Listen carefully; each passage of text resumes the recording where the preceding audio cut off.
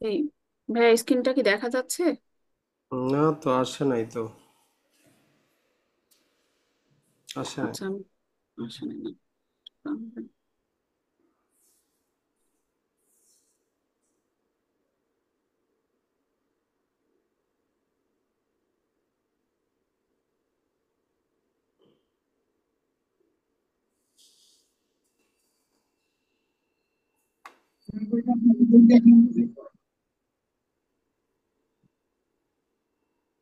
এখন কি এসেছে? জি আসছে। শুরু করতে পারেন। ওকে।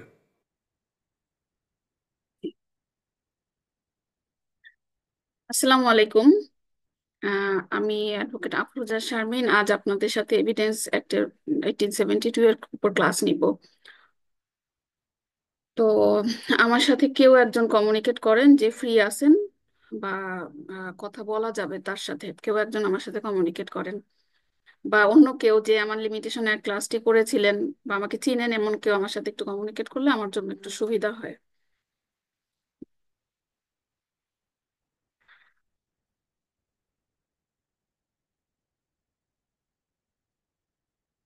রেসপন্স করেন আমার সাথে কেউ কি আছেন? আচ্ছা আচ্ছা, কেউ মনে হয় ভাবে রেসপন্স করার মতো অবস্থায় নেই। তো যাই হোক। ম্যাডাম রমজান আলী সাভার থেকে। জি। রমজান আলী রাফিন সাভার থেকে। আচ্ছা আচ্ছা, থ্যাংক ইউ। তো আজ আমি তাহলে মানে কারোর সাথে হচ্ছে কথা বললে বিষয়গুলো অনেকের ক্লিয়ার থাকে, বা কথা বোঝা যাচ্ছে কি যাচ্ছে না, এই সমস্ত বিষয়গুলো অনেক সময় অনেক ধরনের কমপ্লিকেশন তৈরি হয়। তো সেই ক্ষেত্রে আমি এর জন্য বলছিলাম যে কেউ আমার সাথে একটু কথা বলেন যেন আমি বিষয়গুলো বুঝতে পারি, বা কথা ক্লিয়ার আসতেছে কিনা। সাউন্ড কি ক্লিয়ার? হ্যাঁ ম্যাডাম ক্লিয়ার। আচ্ছা আচ্ছা, ঠিক আছে। আজকে আপনাদের সাথে আমার হচ্ছে রিটেনের প্রথম ক্লাস, তো সেই দিক থেকে আমি আমার নিজের পরিচয়টুকু একটু দেই। সেটা হচ্ছে, নাম তো বললামই, পাশাপাশি হচ্ছে আমি ইন্টারন্যাশনাল টিচার অ্যাসোসিয়েশনে গ্লোবাল কমিউনিকেশন ম্যানেজার হিসেবে কাজ করছি। এটা ইউকে, ব্রিস্টল ইউকেতে। এছাড়া আমি ঢাকাতে আপনার নর্মালি যে প্র্যাকটিস, সেই প্র্যাকটিস আমার চলছে। এছাড়াও হচ্ছে ইন্টারন্যাশনাল লয়ার্স অ্যাসোসিয়েশনের আমি সনদপ্রাপ্ত মেম্বার। তো যাই হোক, আপনাদের সাথে আজকে আমি এভিডেন্স অ্যাক্টের উপর ক্লাস নিব। তো আপনাদের যারা এখানে আছেন সবাইকে স্বাগত জানাচ্ছি, অভিনন্দন জানাচ্ছি যে আপনারা এমসিকিউ পরীক্ষায় উত্তীর্ণ হয়ে এসেছেন। এখন আমাদের পরবর্তী যে ধাপ, সেই ধাপটি হচ্ছে রিটেন পরীক্ষা। আমরা নিশ্চয়ই পড়বো, এত সময় তো আমরা হচ্ছে সুনির্দিষ্ট প্রতিকার আইন পড়েছি বা এভিডেন্স অ্যাক্ট পড়বো। তো তার আগে কিছু কথা বলে নেই। যে আসলে রিটেন পরীক্ষায় আমাদের সময় থাকে হচ্ছে 4 ঘন্টা। আমরা 4 ঘন্টার জন্য অনেক বড় একটি সময় পেয়ে থাকি বা পেয়ে যাই। তো এখানে কি এমন কেউ আছেন যে দ্বিতীয়বারের মতো রিটেন দিচ্ছেন? আচ্ছা, যাই হোক, যদি থাকেন সেও কথা বলতে পারেন যে দ্বিতীয়বারে, বা প্রথম হলে তো ভালোই, আলহামদুলিল্লাহ, কোনো সমস্যা নেই। তো আমি যেটা বলতে চাচ্ছিলাম যে 4 ঘন্টা আমরা অনেকটা সময় পাই। তো মূলত আমাদের পরীক্ষার হলে আমাদের কিছু টেকনিক ফলো করা উচিত, যে টেকনিকগুলো আমাদেরকে ভালো রেজাল্ট করার জন্য আমাদের অনেক বেশি সহযোগী করবে আর কি।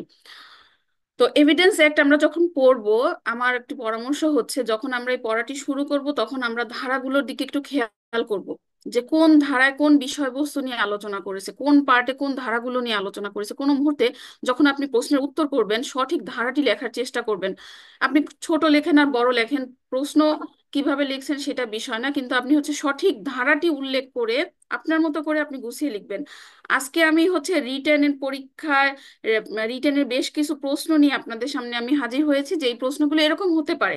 তো প্রশ্নগুলো যে এরকমই হবে, বা এটাই আসবে, বা এই অ্যাঙ্গেলেই আসবে, এর কোনো কিন্তু ধরাবাঁধা কোনো নিয়ম নেই। রিটেনের হচ্ছে ধরাবাঁধা নিয়ম নেই। আমরা নর্মালি এমসিকিউটা যেভাবে পড়ে এসেছি আমরা সেভাবেই এমসিকিউ পরীক্ষার জন্য যেভাবে পড়াশোনা স্টাডি ধারাগুলো পড়েছি, খুঁটে খুঁটে পড়েছি বা একটু বিশ্লেষণ নিয়ে পড়েছি, আমরা হচ্ছে রিটেনের জন্য আমরা বিশ্লেষণ নিয়ে পড়বো। কিন্তু সেই ক্ষেত্রে আপনারা একটা বিষয় করবেন কি, যে একটু ধারাগুলো লিখে রাখবেন। যাদের লেখা আছে ধারাগুলো খুব শর্টলি, তাদের জন্য তো ওয়েলকাম। আর যাদের লেখা নেই তারা হচ্ছে কোন ধারায় কি বলেছে, কোন ধারায় কি বলেছে, এই বিষয়গুলো আপনারা একটু নোট করে রাখবেন। অল্প 2 পাতা হোক 4 পাতা হোক, যেহেতু এভিডেন্স একটা একটু বড় সেহেতু এটা হচ্ছে 4 পাতার ভিতরে এই ধারাটি কমপ্লিট করার চেষ্টা করবেন, যে প্রত্যেকটা ধারা সম্পর্কে কোথায় কি আছে, অন্তত হেডিং গুলো জানি আপনাদের একটা আইডিয়া থাকে। সাপোজ আমরা আজকে ডাইং ডিক্লারেশন নিয়ে আলোচনা করবো, এখন বললো যে ডাইং ডিক্লারেশন অথবা মৃত্যুকালীন ঘোষণা নিয়ে কোনো কথা বললো, কিন্তু আপনি জানেনই না কোন ধারা থেকে এটি টাচ করেছে বা আপনি ভুলে গেলেন। এই বিষয়টা যদি না হয় পরীক্ষার হলে, আপনি কম লেখুন বা বেশি লেখুন, ধারাটি সঠিক রাখার চেষ্টা করবেন, এটি হচ্ছে আমার একটি পরামর্শ। তো এখন আসুন, আমি হচ্ছে প্রথম দিকে আপনাদের সুবিধার্থে আমি কিছু কোশ্চেনের প্যাটার্ন সাজিয়ে রেখেছি, যে এই ধরনের প্যাটার্ন গুলো আসতে পারে। যেমন আমরা এখানে দেখি একটু যে প্রমাণের সংজ্ঞা ও গুরুত্ব। প্রমাণের সংজ্ঞা ও গুরুত্ব, এখানে আমরা সেকশন 3 আন্ডারে কিছু দেখছি যে এভিডেন্স বলতে কি বোঝায়, বা জুডিশিয়াল এভিডেন্স ভার্সেস নন জুডিশিয়াল এভিডেন্স, এই বিষয়গুলো একটু খেয়াল করতে হবে। এখানে কিন্তু অ্যান্সার নেই, অ্যান্সারেরও পরে আছে। জাস্ট আপনাদের একটা আইডিয়া দেওয়া, যদি এভিডেন্স থেকে কোনো ধরনের কোশ্চেন এসে থাকে, কোন ধরনের কোশ্চেন আসতে পারে, এভিডেন্স কাকে বলে বা এই রিলেটেড। জুডিশিয়াল এভিডেন্স, নন জুডিশিয়াল এভিডেন্স আছে, ডিরেক্ট এভিডেন্স আছে, সার্কামস্টেশন এভিডেন্সের মধ্যে পার্থক্য, এই পার্থক্যগুলো আসতে পারে। তো এরপরে দেখেন আমি এখানে প্রাসঙ্গিকতা সম্পর্কে কিছু উল্লেখ করে রেখেছি। সাক্ষ্য, ওরাল সাক্ষ্য, ওরাল এভিডেন্স, যেটা oral evidence must be direct হবে, বা ডকুমেন্টারি এভিডেন্স, এখান থেকে আমরা কোন কোন পয়েন্টগুলো কিভাবে কিভাবে টাচ করবো, জাস্ট এটা একটু একটু সাজিয়ে রাখা বোঝার সুবিধার্থে। ঠিক আছে। তারপর হচ্ছে সাক্ষীর যোগ্যতা। সাক্ষীর যোগ্যতা বা সাক্ষ্য গ্রহণ এই সম্পর্কে কত ধারা থেকে কত ধারায় টাচ করেছে, যেমন সেকশন 118 থেকে 167 এই পর্যন্ত হচ্ছে আমরা সাক্ষীর বিভিন্ন বিষয় সম্পর্কে জানতে পারবো। জাস্ট এটা একটা বিষয়, আমি মূল বিষয় আমি চলে যাচ্ছি আপনাদের সুবিধার্থে, আমি একটু জাস্ট গুছিয়ে রেখেছিলাম। তারপর burden of proof. Burden of proof সম্পর্কে যদি কোশ্চেন আসে, কত থেকে কত ধারার ভিতরে বার্ডেন অফ প্রুফের কোশ্চেন গুলো আসতে পারে, 101 থেকে 114 ধারার ভিতরে এই বিষয়গুলো আসতে পারে। প্রিজাম্পশন 114 ধারা বা অন্যান্য কিছু ধারা আছে। এস্টপেল সম্পর্কে পড়তে গেলে আমরা কোন কোন ধারা পড়বো, 115 থেকে 117 ধারা পড়বো। এছাড়াও আমরা কয়েকটা কোশ্চেন অ্যানালাইসিস করে দেখতে পারছি যে যদি শর্ট নোট আকারে আসে তাহলে কি কি সংজ্ঞা বা কি কি শর্ট নোট আসতে পারে, যেমন fact, fact in issue, relevant fact, evidence, document, proof, disprove, not proof, May presume, shall presume, conclusive proof. তো এই বিষয়গুলো জাস্ট আপনাদের একটু ধারণা দেওয়া যে কোন ধরনের বিষয় আসতে পারে, এটা কিন্তু এটাই এভাবেই আসবে, এর কোনো কথা নেই। আপনার ওভারঅল যদি আইন সম্পর্কে একটা ভালো ধারণা থাকে, এর পাশাপাশি যদি এমন হয় যে আপনি সেকশনটা প্রপার ওয়েতে জানছেন, বুঝতেছেন, তাহলে আপনি একটা অ্যান্সার করে প্রপার অ্যান্সার করে আসতে পারবেন। মানে আবোল তাবোল কিছু না লিখে যেটা বলছে টু দা পয়েন্ট অ্যান্সার যদি করে থাকেন, তাহলে ইনশাল্লাহ আপনাদের ভালো হবে। তো এখন আমি রিটেনের কিছু বিষয় নিয়ে আসছি আপনাদের সামনে, দেখি এটা হয় কিনা। আচ্ছা, সরিয়ে ফেলি। আচ্ছা, স্ক্রিন কি ক্লিয়ার দেখা যাচ্ছে? সমস্যা নেই, দেখা যাচ্ছে।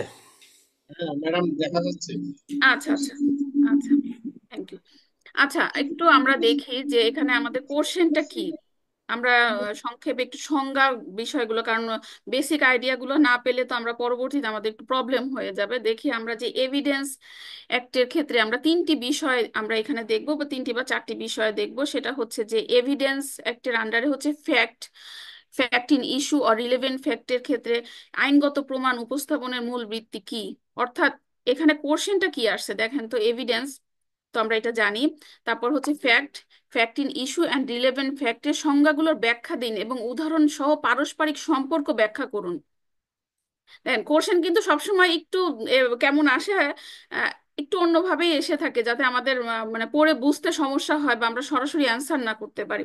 তো এখানে আমি যে বিষয়গুলো উল্লেখ করার চেষ্টা করেছি, দেখেন ফ্যাক্টটা কি, ফ্যাক্ট বলতে আমরা কি বুঝি। ফ্যাক্ট বলতে হচ্ছে যে কোনো বস্তু, অবস্থা বা ঘটনা যা অনুভব করা বা যা প্রমাণ করা যায়, যেমন একজন ব্যক্তির কথা বলা, ঘটনা দেখা ইত্যাদি। আচ্ছা, এটা তো বইয়ের ভাষা লেখা, এখন আমরা নিজের ভাষায় একটু দেখি যে ফ্যাক্ট জিনিসটা কি। যখন আমাদের কাছে কোনো মামলা মোকদ্দমা এসে থাকে, তখন আমরা জিজ্ঞাসা করি আসলে তোমার কি ঘটেছে, বা কিসের উপরে তুমি মামলা করতে এসেছো, বা আনুষঙ্গিক যে বিষয়গুলো আছে তুমি ঘটনাটা বলো। এই যে ঘটনাটা, যে অমুকের সাথে এই নিয়ে টাকা পয়সা নিয়ে যুদ্ধ, বা এখানে মারামারি হয়েছে, বা যে কোনো একটা ধরনের অকারেন্স ঘটেছে, এই যে আনুষঙ্গিক যে বিষয়গুলো থাকছে, এগুলোকে আমরা কি বলতেছি, ফ্যাক্ট। তো আসার পর পরই আমরা যে বিষয়গুলো জিজ্ঞাসা করি, ঘটনাটা কি, সমস্যাটা কি, কেন মামলা করতে এসেছো, এই বিষয়গুলোই হচ্ছে এই দেখেন, যে কোনো বস্তু, অবস্থা বা ঘটনা যা অনুভব করা যায় বা যা প্রমাণ করা যায়। অর্থাৎ একজন লয়ার আপনার কাছে একটা ক্লায়েন্ট আসলে একজন লয়ার যে বিষয়গুলো জিজ্ঞাসা করে থাকবে, যে আসলে তুমি ঘটনাটা বলো, এগুলোকেই আমরা ফ্যাক্ট বলছি। এরপরে দ্বিতীয়ত দেখেন যে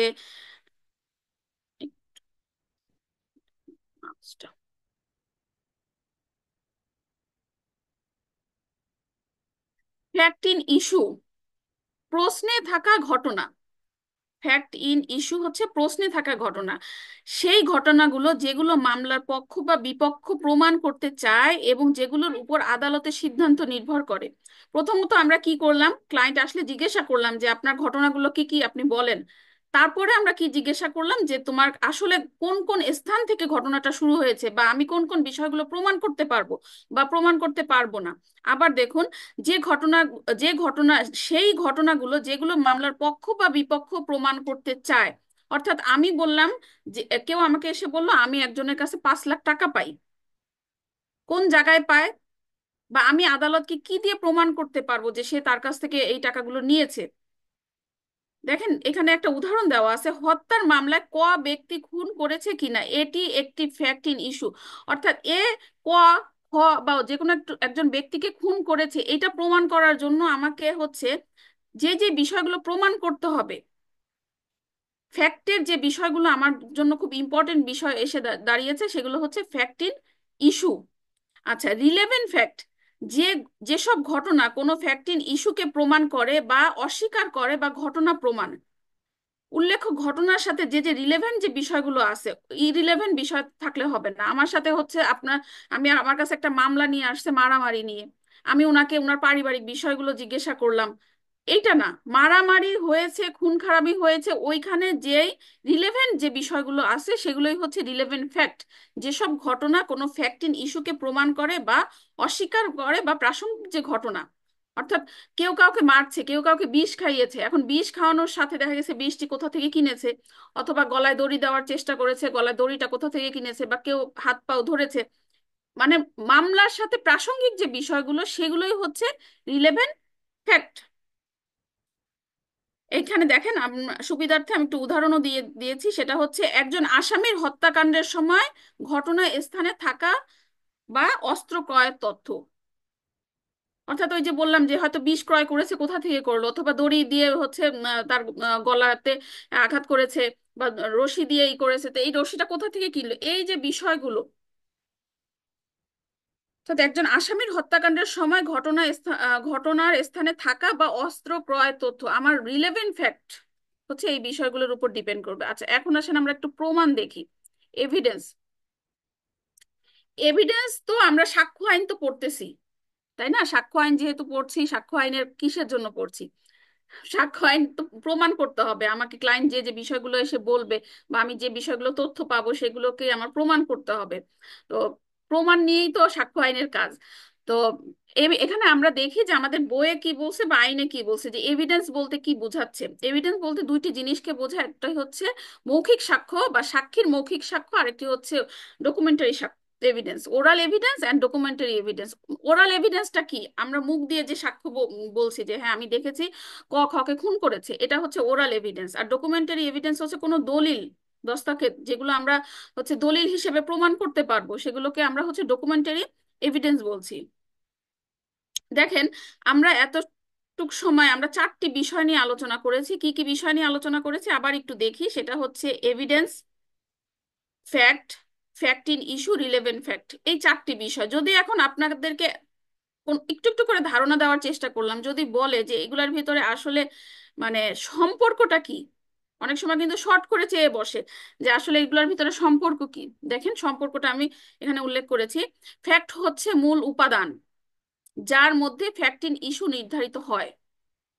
ফ্যাক্ট ইন ইস্যু প্রমাণ করতে প্রাসঙ্গিক ফ্যাক্ট ব্যবহৃত হয় এবং এই ফ্যাক্টগুলিকে প্রমাণ করার জন্য এভিডেন্স বা ওরাল বা ডকুমেন্টারি প্রয়োজন হয়। এই কথাটি কি বুঝতে পেরেছেন আপনারা? কারো কি কোনো প্রবলেম আছে? এতটুকু বিষয়ের উপরে কারো কি কোনো প্রবলেম আছে, একটু বলবেন কি? না ম্যাডাম, প্রবলেম নেই, বুঝতে পারতেছি। আচ্ছা, আমাদের কি সমস্যা হয় জানেন, আমরা যখন ধরেন আমরা নর্মালি এভিডেন্স কি জানি, কারণ আমরা এমসিকিউ পাস করে এসেছি, ফ্যাক্ট, রিলেভেন্ট ফ্যাক্ট বা ফ্যাক্ট ইন ইস্যু এই বিষয়গুলোও কিন্তু আমরা জানছি, কিন্তু হুট করে যদি আমাদের কাছে বলে বসে যে এগুলোর ভিতরে একটা সম্পর্ক কি, এম আই রাইট? আমি কি ঠিক বলছি? কি ম্যাম? ঠিক আছে, আমরা কিন্তু নর্মালি জানি যে ফ্যাক্ট কি, রিলেভেন্ট ফ্যাক্ট কি বা এভিডেন্স কি, আমরা এগুলো জানি, কিন্তু এগুলোর ভিতরে সম্পর্ক কি তাৎক্ষণিক ওই বিষয়টা আমাদেরকে মুখস্থ করা বা লিখতে গিয়ে আমাদেরকে একটু মানে ইতস্তত তৈরি হয়ে যায় যে আসলে কিভাবে আমরা এটা লিখবো। তো আপনারা নর্মালি যে ওটা তো জানেনই, কিন্তু এই যে পারস্পরিক যে সম্পর্ক, এই সম্পর্কগুলো আপনারা একটু বাসায় মুখস্থ করার বলেন বা আয়ত্ত করার চেষ্টা করবেন, যে আসলে সম্পর্কটা আমরা কিভাবে খাতায় ফুটিয়ে তুলতে পারবো। যেমন হচ্ছে, ফ্যাক্ট হচ্ছে মূল উপাদান যার মধ্যে ফ্যাক্ট ইন ইস্যু নির্ধারিত হয়। অর্থাৎ যখন কোনো মামলা আপনার কাছে নিয়ে আসবে, ফ্যাক্ট আপনাকে শুনতে হবে, তার মধ্যে থাকবে কি fact in issue. Fact in issue প্রমাণ করতে আপনি যখন আদালতে দাঁড়িয়ে এভিডেন্স গুলোকে প্রমাণ করতে যাবেন, তখন হচ্ছে আপনার এই যে আদার্স যে ডকুমেন্ট গুলো আছে এইগুলোকে প্রমাণ করতে হবে। অর্থাৎ এভিডেন্স প্রমাণ করতে হবে, রিলেভেন্সি ফ্যাক্ট প্রমাণ করতে হবে। এভিডেন্সের ক্ষেত্রে এসে আমরা ওরাল বা ডকুমেন্টারি আসলে এটা কোন ধরনের এভিডেন্স সেগুলো আমরা প্রমাণ করব। ক্লিয়ার? জি ম্যাম। আচ্ছা, আমি তাহলে নেক্সট কোশ্চেনে যাচ্ছি।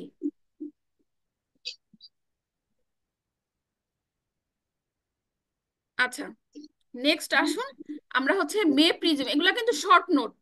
বড় যে বিস্তারিত যে নোটগুলো, ওগুলো আমরা হচ্ছে আস্তে আস্তে পরবর্তী ক্লাসগুলোতে শুরু করব। আচ্ছা, শর্ট নোটগুলোতে দেখেন যে মে প্রিজিউম, শ্যাল প্রিজিউম ও কনক্লুসিভ প্রুফ, এই তিনটি আইনি ধারণার মধ্যে পার্থক্য ব্যাখ্যা করুন। আমরা কিন্তু may presume, shall presume, conclusive proof অন্তত এটা আইডিয়া আমাদের আছে, কিন্তু আইডিয়া যদি থাকে তারপরে যদি আপনার সেকশনটি না মনে থাকে, সেই ক্ষেত্রে কিন্তু আপনি একটু প্রবলেম ফেস করবেন। অর্থাৎ যখন এটি সম্পর্কে মানে ডিটেলসে বলতে বলবে, তখন আপনারা করবেন কি, নিজের ভাষায় লিখবেন যে সাক্ষ্য আইনের ধারা, আপনার হচ্ছে ধারা 4-এ এই সম্পর্কে গুরুত্বপূর্ণ তথ্য বর্ণনা করা হয়েছে বা এই সম্পর্কে বর্ণনা করা হয়েছে, এটা আপনারা আপনাদের নিজেদের মতো করেই উল্লেখ করে দিবেন। এখন আমি একটু বিস্তারিত আসি। এখানে এভিডেন্স ফ্যাক্ট দিয়ে সালটা দিয়ে তারপর হচ্ছে এই যে সেকশনটা উল্লেখ করে সুন্দর করে লেখা শুরু করবেন। তারপরে আমরা আসি এখানে কি, মে প্রিজিউম, আদালত চাইলে একটি ঘটনা মেনে নিতে পারে আবার নাও মেনে নিতে পারে। মে প্রিজিউমটা কি? কোনো একটা ঘটনা আদালতের কাছে আমি নিয়ে গেলাম, সেখানে আদালত বলতে পারে যে আমি এটা মানবো কি মানবো না, এটা তার উপর ডিপেন্ড করে। এটি ঐচ্ছিক এবং বিবেচকের বিবেচনার উপর নির্ভর করে, বিচারকের বিবেচনার উপর নির্ভর করে। বিচারক এটা মানবে কি মানবে না তার উপর নির্ভর করবে। এটা দেখেন একটা কি বলছে, উদাহরণ দিয়ে দিছি। একটি চিঠি 30 বছরের পুরনো হলে আদালত ধরে নিতে পারে যে এই এটি সঠিকভাবে সম্পাদিত হয়েছে। চিঠিটি সঠিক, 30 বছরের পুরনো কোনো দলিলকে সঠিকভাবে ধরে নিতে পারে। তবে কি আমরা এটা আদালতকে তো প্রেসার দিতে পারবো না যে না এটা 100% সঠিক, এটা সে মানতেও পারে নাও মানতে পারে। এরপর দেখেন শ্যাল প্রিজিউম, আদালত অবশ্যই ধরে নিবে যে একটি ঘটনা সত্য, তবে পক্ষভুক্ত দল চাইলে তা অস্বীকার করে প্রমাণ দিতে পারে। মে শ্যাল প্রিজিউম, ধরে নিবে। আবার বলছি, আদালত অবশ্যই ধরে নিবে যে একটি ঘটনা সত্য, তবে কেউ চাইলে এটাকে অস্বীকার করে এটাকে প্রমাণ করতে পারে। যেমন ডাকের মাধ্যমে পাঠানো চিঠি ঠিক মতো পৌঁছেছে বলে আদালত প্রিজিউম করবে। আমরা যখন ডাক বিভাগে কোনো লিগ্যাল নোটিশ পাঠাই, তখন যখন আমাদের কাছে অ্যাকনলেজমেন্ট স্লিপটা চলে আসে, তখন আমরা ধরেই নেই যে না এটি হচ্ছে সঠিকভাবে পৌঁছেছে। এখন অপর পক্ষ যার কাছে আমি পাঠিয়েছি সে বললো যে না আমি পাইনি, তাহলে প্রমাণ করার দায়িত্ব কার? তার, আমার কিন্তু না, যে পাইনি। এটা তার। তো সে সে অটোমেটিকই ধরে নিবে যে শ্যাল প্রিজিউম। আদালতকে যখন আমি যে বলবো যে দেখেন বিজ্ঞ আদালত, আমি লিগ্যাল নোটিশ পাঠিয়েছি, এই হচ্ছে আমার অ্যাকনলেজমেন্ট স্লিপ, এটা আমার কাছে রিটার্ন এসেছে, অর্থাৎ তারা যে স্বাক্ষর করছে, স্বাক্ষর করে আমার কাছে চলে এসেছে, অর্থাৎ এটা একটা শ্যাল প্রিজিউম। কিন্তু অন্য পক্ষ যদি এটাকে বলে যে না আমি এটা পাইনি, এটা স্বাক্ষর আমার না, বা এটা স্বাক্ষর কেউ জালিয়াতি করেছে, বা আমি বাসায় ছিলাম না, সেটা প্রমাণ করার দায়িত্ব তার, এটা প্রমাণ করার দায়িত্ব কিন্তু আমার না। ক্লিয়ার? Yes ma'am. হ্যাঁ, আপনারা কিন্তু যেটা করবেন, একটু নিজের মতো করে গুছিয়ে পড়বেন, এটা আমার একটা পরামর্শ। দেখেন আমি এই যে এখন যে গল্পটি বললাম যে একটা আমি একটা লিগ্যাল নোটিশ পাঠালাম, ওইখান থেকে এটা ফেরত আসলো, অ্যাকনলেজমেন্ট স্লিপের যে বিষয়টুকু তো এটাকে ধরে নিবি, এই যে গল্পটুকু এমন হতে পারে যে এই যে may presume, shall presume, conclusive proof, এইটা নিয়ে একটি প্রবলেমেটিক কোশ্চেন আসলো যে সবকিছু উল্লেখ করে দিয়ে বললো যে এটা কোন ধরনের এভিডেন্স, একটা চার ধারা অনুযায়ী এটা ব্যাখ্যা করুন যে এটা কিসের ভিতরে পড়ে। তখন আপনাদেরকে বলতে হবে যে না, এটা মে প্রিজুম, চার ধারায় তিনটি কথা বলা হয়েছে, মে প্রিজুম, শ্যাল প্রিজুম বা কনক্লুসিভ প্রুফ। এটা হয়তো শ্যাল প্রিজুম অথবা কনক্লুসিভ প্রুফ। যদি শ্যাল প্রিজুম হয়ে থাকে তখন অপর পক্ষকে প্রমাণ করতে হবে, আর কনক্লুসিভ প্রুফ হলে তো সেটা আলাদা একটা বিষয়। তো এইটা দিবেন, কিন্তু এটা দেওয়ার আগে অবশ্যই ধারার কথা উল্লেখ করবেন, ডেফিনেশন উল্লেখ করবেন, তারপরে হচ্ছে আপনার ঘটনা যেটা আছে সেটা উল্লেখ করে আপনার মতো করে ডিসিশন দিয়ে দিবেন। হ্যাঁ, এটা আসলে কি শেল প্রিজম না কনক্লুসিভ প্রুফ না মে প্রিজম, আপনার কি বুঝতে পারছেন? অর্থাৎ, হ্যাঁ, অর্থাৎ যদি কোনো প্রবলেমেটিক কোশ্চেন আসে সর্বপ্রথম আপনারা কি করবেন, ফ্যাক্টই লিখবেন। অর্থাৎ যেই কোশ্চেনটা আছে সেটাকেই আপনি ফ্যাক্ট হিসেবে লিখবেন। লেখার পরে নেক্সট স্টেপে এসে আপনি ওই ফ্যাক্ট থেকে কোন কোন ধারাগুলো বই থেকে টাচ করছে সেই সেই ধারাগুলো উল্লেখ করবেন।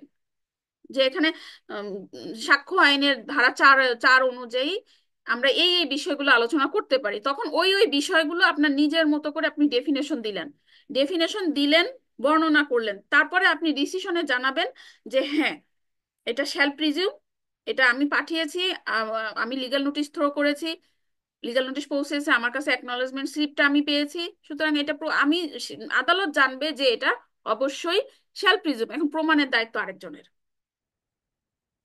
ক্লিয়ার? ক্লিয়ার। হ্যাঁ, যে প্রমাণ করতে চাবে যে না আসলে সে লিগ্যাল নোটিশ পায়নি সে প্রমাণ করুক।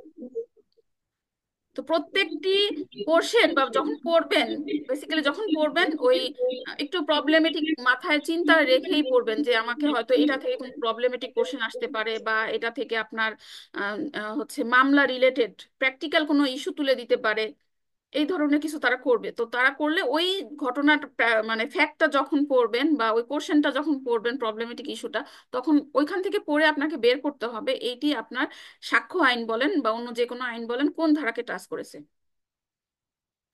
আচ্ছা, এখন আসুন দেখি কনক্লুসিভ প্রুফ। যখন কোনো ঘটনা একবার প্রমাণিত হলে তা চ্যালেঞ্জ করা যায় না বা বিপরীত প্রমাণ উপস্থাপন করা যায় না, মানে এটা 100% প্রমাণিত, এটা প্রমাণের আর কোনো অপশন নাই, সেটাই হচ্ছে কনক্লুসিভ প্রুফ। অর্থাৎ আমরা যদি ধরি এখানে বৈধভাবে ঘোষিত জন্ম তারিখ, আমাদের জন্ম নিবন্ধনের কাগজ আছে না, এটা এটা কি প্রমাণের কোনো অপশন রাখে? এটা তো প্রমাণের কোনো অপশন রাখে না, সুতরাং এটা হচ্ছে কনক্লুসিভ প্রুফ। আচ্ছা, এরপরে আসলে আমরা একটু দেখি যে এগুলোর ভিতরে পার্থক্য। আপনাকে শর্টলি দেখা গেছে যে 5 মার্কের একটা কোশ্চেন বা 2 মার্কের একটা কোশ্চেন দিয়ে একটু লেজ লাগিয়ে দিল যে হ্যাঁ, হ্যাঁ, এটা শর্টলি ডেফিনেশন গুলো আলোচনা করো, পার্থক্য গুলো আলোচনা করো। তাহলে কিভাবে শর্টলি পার্থক্য গুলো আলোচনা করা যায় এটা আমাদের মাথায় রাখতে হবে। আর যদি আমরা শর্ট পড়ি বা টুকটাক আমাদের আইডিয়া থাকে সেটা থেকে আপনি একটু আগে পিছে লিখে আপনি এটাকে ব্রড করে নিতে পারবেন, কোনো প্রবলেম নেই। আচ্ছা, ম্যাম, এখানে একটা প্রশ্ন করতে পারবো? জি জি করুন। জন্ম নিবন্ধনের জন্য যদি এরকম হয়, অনেক সময় এরকম হয় যে দুইটা পাওয়া গেল, সেক্ষেত্রে কি প্রমাণ করতে হবে না? দুইটা পাওয়া গেলে আমরা তো এটাই জানি যে লাস্টে যেটা সেটা হচ্ছে গ্রান্টেড, প্রথমটা গ্রান্টেড না। আমরা কিন্তু এটাও জানি একই ডকুমেন্ট যখন দ্বিতীয় চতুর্থ পঞ্চম আপনি যাই করেন না কারণ লাস্টেরটা গ্রান্টেড। যদি ম্যাম একই ডেটের থাকে দুইটা?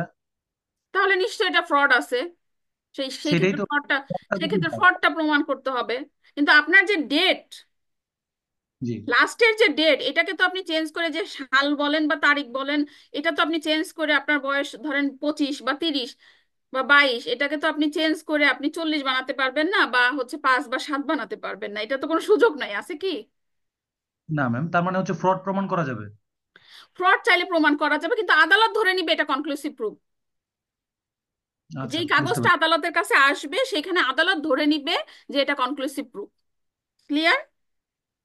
জি ম্যাম, ক্লিয়ার। আচ্ছা, মূলত কি আমরা যখন হচ্ছে জেরা করি বা ক্রস এক্সামিনেশন বলেন বা জেরার কথা বলেন বা সাক্ষ্য দেই, তখন আমরা একদিক থেকে এক পক্ষ বাদী পক্ষ হয়ে সাক্ষ্য দিই, আবার আসামি পক্ষ এসে সেটাকে অন্যভাবে বিভিন্ন ভাবে এটাকে ভায়োলেট করার চেষ্টা করে বা চ্যালেঞ্জ করে যে এটা আসলে এটা না, এটা এটা না এটা। তখন এগুলো আসলে পড়ার দরকার, পড়া। আর কোথাও যদি আমরা আটকে যাই যে না আইনত কোনো মারপ্যাচ আমরা আদালতে বা কোর্টে যে প্রয়োগ করতে পারবো, তখন দেখা গেছে আমরা এই ধারাগুলো দিয়ে একটা কিছু দিয়ে প্রয়োগ করি। কিন্তু প্র্যাকটিক্যাল নলেজ, প্র্যাকটিস আর বইয়ের বিষয়গুলো যখন আপনার অ্যাডভোকেট হয়ে কোর্টে যাবেন তখন বুঝতে পারবেন যে প্র্যাকটিক্যাল আর বইয়ের ভিতরে কতটুকু পার্থক্য। আচ্ছা, এখন দেখেন হচ্ছে পার্থক্য, আমরা একটু সংক্ষেপে পার্থক্য দেখি যে may presume, shall presume, conclusive proof, এটা মানে কি? আদালতের ঐচ্ছিক সিদ্ধান্ত, এটা কি চ্যালেঞ্জ করা যায়? চ্যালেঞ্জ করা যায়। এই দেখেন, বাধ্যতামূলক অনুমান, সে অনুমান করবে, যেমন আমার কাছে আমি লিগ্যাল নোটিশ পাঠিয়েছি, সকল ডকুমেন্টস আছে, সে অনুমান করবে, তারপরেও কিন্তু এটা চ্যালেঞ্জ করা যাচ্ছে। কনক্লুসিভ প্রুফ, এখানে দেখেন এই যে বৈধ ঘোষণা থেকে আরো একটা বিষয় কনক্লুসিভ প্রুফ আছে, যে আমাদের ধরেন আমাদের বাংলাদেশের জাতীয় পতাকার রং কি, এটা তার কোনো অপশন নাই, আছে কি? এখন আর আরেকজন এসে বলতে পারে হ্যাঁ সবুজটা একটু ডিপ ছিল বা একটু লাইট ছিল, রেডটা একটু রেডিশ কালার ছিল বা পিঙ্কিশ কালার ছিল, সেটা তো আলাদা একটা বিষয়, তাই না? আদালত তো ধরে নিবে যে এই জাতীয় পতাকার রং এটাই। নিশ্চিত প্রমাণ চ্যালেঞ্জ করা যায় না। আশা করি যদি এই সেকশনটা থেকে কোনো ধরনের প্রবলেমেটিক কোশ্চেন আসে বা শর্ট কোশ্চেন আসে বা ব্যাখ্যা জাতীয় মানে পার্থক্য জাতীয় কিছু আসে, আপনাদের প্রবলেম হবে না। আমি কি নেক্সট কোশ্চেনে যাব? কার কোনো প্রবলেম আছে? না ম্যাম। আচ্ছা, ওকে। আচ্ছা, এরপরে একটু দেখি রেস গেস্টা ব্যাখ্যা করুন এবং এর আইনি গুরুত্ব ও প্রযোজ্যতা উদাহরণ সহ ব্যাখ্যা করুন। রেস গেস্টার সম্পর্কে কার কেমন আইডিয়া আছে দেখি আমার সাথে কে কি বলতে পারে। এমসিকিউ পরীক্ষার্থী, উত্তীর্ণ পরীক্ষার্থীরা রেস গেস্টটা বলেন তো একটু শুনি, কে আছেন একটু বলতে পারবেন? আশেপাশের প্রাসঙ্গিক ঘটনাবলী। আশেপাশের প্রাসঙ্গিক ঘটনাবলী, হ্যাঁ কাছাকাছি বা ভালোই answer. forming forming part of a same foundation. Okay, res gestae হচ্ছে forming part of a same foundation, একই কাজের বিভিন্ন অংশগুলো আর কি। একই কাজের বিভিন্ন অংশগুলো, অর্থাৎ আমি কাউকে ধরেন মারতে যাব, এই কোনো ব্যক্তিকে আমি হত্যা করতে যাব, কিন্তু হত্যা করার সময় একই কাজের অংশ হিসেবে আমি অনেকগুলো স্টেপ নিলাম, যেগুলো একই সময় বা এবং একই সময় এবং স্থানে বা বিভিন্ন সময় বা স্থান সময়ে সংগঠিত হোক না কেন, একই কাজের অংশ। ক্লিয়ার? তো আমাদেরকে এখানে ধরেন রেস গেস্টটা কিন্তু খুব মানে ইম্পর্টেন্ট একটা টপিক, এটার সেকশনটা আপনারা খেয়াল রাখবেন, যেটা হচ্ছে সেকশন 6-এ আলোচনা করা হয়েছে। একটু আমি পড়ি, দেখুন।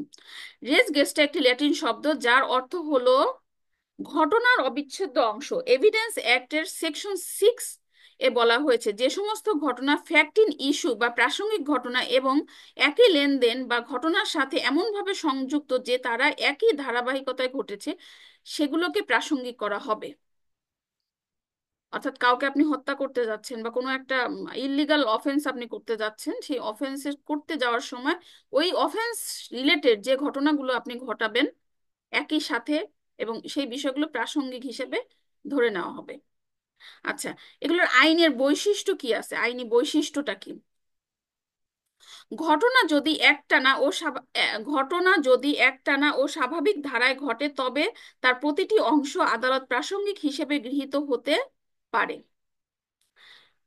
তারপর দেখুন রেস গেস্টটা সাক্ষ্য দানের সময় মৌলিক নিয়ম হেয়ারসে এভিডেন্সের ব্যতিক্রম। আচ্ছা, হেয়ারসে এভিডেন্সটা কি?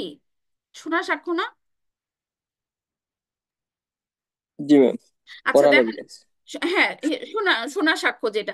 আচ্ছা দেখেন, শোনা সাক্ষ্যর ব্যতিক্রম সাক্ষ্য হিসেবে, ব্যতিক্রম সাক্ষ্য বলতে আমরা কি বুঝি সংক্ষেপে আলোচনা করুন।